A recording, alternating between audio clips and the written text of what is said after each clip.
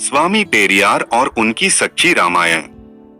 लेखक सुमेध जगरवाल। अध्याय 7। किष्किंधा कांड। सीता के हरण के बाद राम और लक्ष्मण विलाप करते हुए वन वन भटकने लगे। अपनी वीरता की शेखी बखारने वाले वे दोनों योद्धा अपने शौर्य को भूल गए। रोते चिल्लाते कायरों की तरह जटायु के पास पहुंचे। उस समय जटायु मरणासन्न अवस्था में था।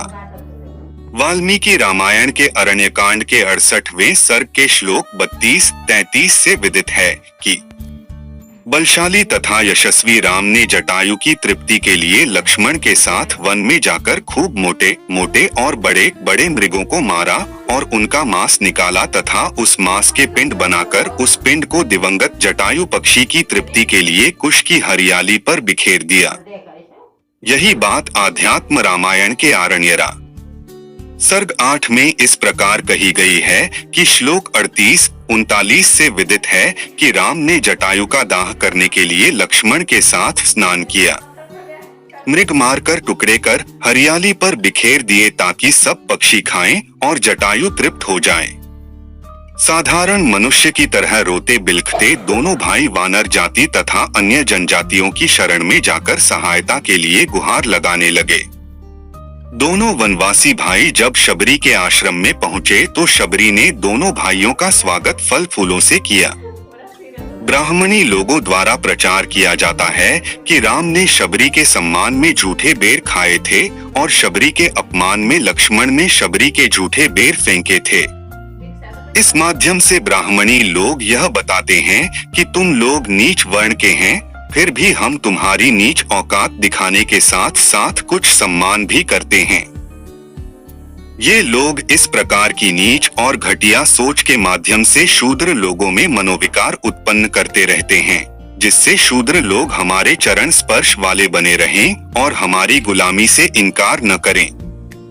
ब्राह्मणी लोगों की शूद्र लोगों को नीचा दिखाने के लिए ये मन गढ़ंत बातें हैं।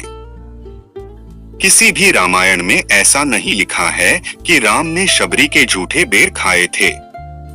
राम और तुलसीदास ने शबरी के माध्यम से यह कहलवाया है कि मैं नीच जाति की हूँ और नारी जाति भी नीच से नीच और अपवित्र होती है, उससे भी मैं नीच हूँ।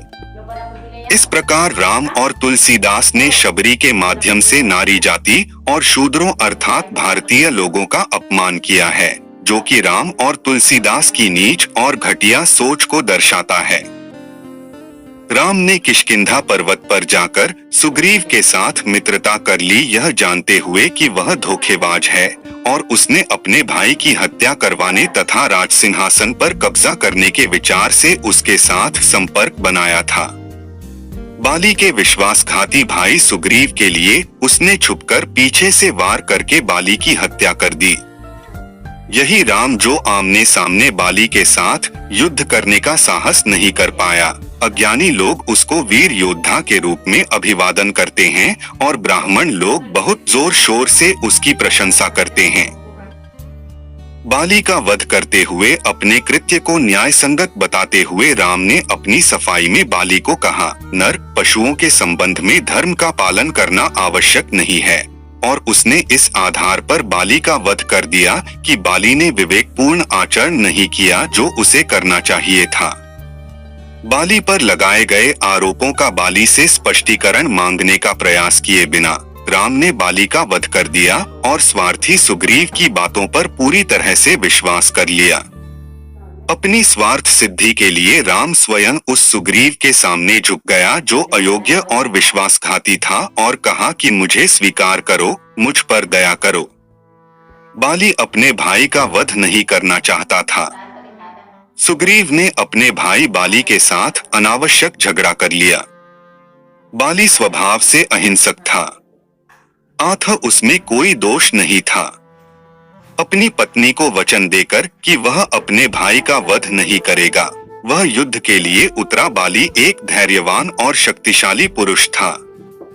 वह बहुत ही ईमानदार और न्यायप्रिय पुरुष था। खुले और आमने सामने के युद्ध में उसे कोई पराजित करने का साहस नहीं कर सकता था। वह अनेक महापुरुषों का प्रिय मित्र था।